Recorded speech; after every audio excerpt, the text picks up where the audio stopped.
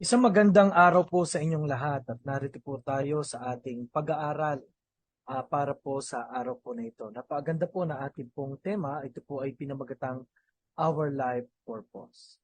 Ano po at ito po muli ang inyo pong kasama sa pag-aaral, Paul Borja. At ang ating pong talata ay magmumula po sa Colossus chapter 1 verse 1 to 17 o Colossians chapter 1 verse 1 to 17. Ano po? At ang objective po ng pag-aaral na ito ay malaman natin ang halaga ng ating layunin, ano ba ang ibig sabihin ng layunin, at ano ang pundasyon ng layunin ng ating buhay. Pag naintindihan po natin ito, tayo po ay may tatlo. Magiging panatag, magiging effective at saka maingat, lalo na po sa ating pong mga dealing sa araw-araw. Sikapin po natin na ang Diyos po ay talagang maluwalhati natin sa ating mga buhay. So, maraming salamat po sa pagtugon po sa imbitasyon po ng pakikinig. Tayo po ay manalangin, Lord, salamat po. Kayo po nawa ang patuloy po na magbukas ng puso at ng isipan ng bawat isa. Kayo po nawa ang magbigay ng pagkakataon para makita namin na ang kalooban mo, ang layunin mo sa aming pong buhay, Panginoon. At maging, yun po, doon sa aming mga objective ay maging blessing ito sa aming buhay. Maraming salamat po. Ito po yung aming dalangin sa pangalan ni Jesus. Amen. So, ito po ay napakahalagang usapin, lalo na po sa mga nag-iisip na kamusta na kaya yung ating career sa buhay o yung karera ng ating buhay. No? Gusto natin na as professional, as student o bilang magulang ay mayroong presentableng pamilya, no? Makilala at makatulong sa maraming tao. Ano po? At paano po natin i-achieve ito pag pinag-aralan niyo po?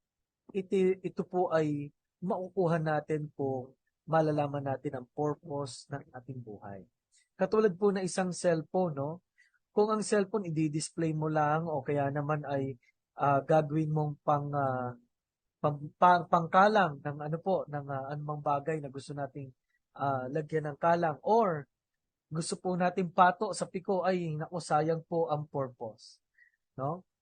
Sabi po ng Colossus 1 verse 1 to 17, Paul, an apostle of Jesus Christ by the will of God, and Timotheus our brother. It is written by the apostle. Ano po? Sa kalooban ng Diyos at sa mga bumabatit naglilingkod din kay Kristo at sa mga anak ng Diyos, no, mga tapat na nasa Colos o Colossians, ay biyaya at kapayapaan ay sumainyo sa pamagitan ng Panginoong Hesus at ng ating Ama. Kami nagpapasalamat sa Diyos, sa Ama, dahil sa Panginoong Hesukristo at nananalangin para sa inyo. For since we heard of your faith in Christ Jesus, yun po ang susi, no, yung ating pananampalataya kay Jesus. Yung pag-ibig sa mga santo, no, ibig sabihin itong mga to ay hindi na, pag sinabing santo po, mananampalataya na, isa ng tumanggap kay Kristo. Isa ng taong sinampalatayan niya ang regalo ng Diyos, ano po, at sinabihan ng John 1:12, sa sino mang sumampalatay, binigyan ng karapatang maging mga anak ng Diyos.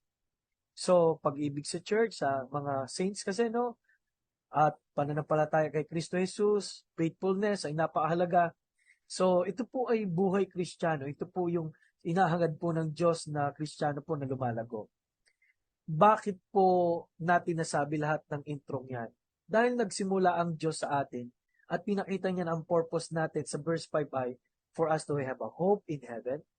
After that, we heard the truth of the gospel. No? 6, sabi dyan, which is come unto you as it is in all the world, and bring it forth fruit as it doth also in you, since the day ye heard of it, and knew the grace of God in truth. Ano po? Simula nang narinig nyo ang aral ng katotohanan, ay dumating po sa atin. Ano po? Ang biyaya po ng Panginoong Diyos. No? Napakalinaw po dyan. No? Kaya napakahalaga po ng Biblia, napakahalaga po na narinig na natin yung pagliligtas ng Diyos sa atin, yung katotohanan na si Jesus ay namatay, nalibing at muling nabuhay, that is the grace of God in truth. Ano po?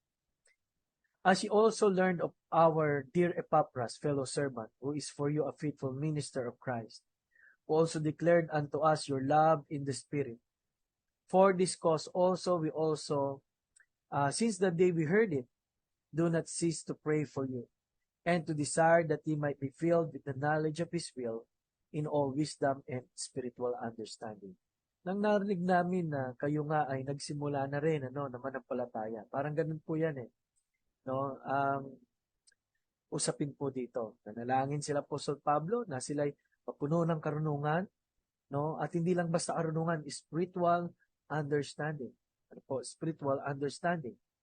And ano po ang cause ng spiritual understanding na to? That ye might walk worthy of the Lord unto all pleasing, being fruitful in every good work, and increasing in the knowledge of God. Maging kalugod-lugod, maging mabunga sa lahat ng mabuting gawa, at lumagana pa sa isip natin ang tungkol sa Panginoon, sa plano niya, sa kung sino siya sa ating buhay. Ano po? So alam nyo, mayroon pong bottom line ang pagkarinig ng mabuting balita. May bottom line po ang pagiging anak ng Diyos. Ano po? So, dito po muna natin hihinto ang pagbasa at ito po ang part 1. No, maraming salamat po.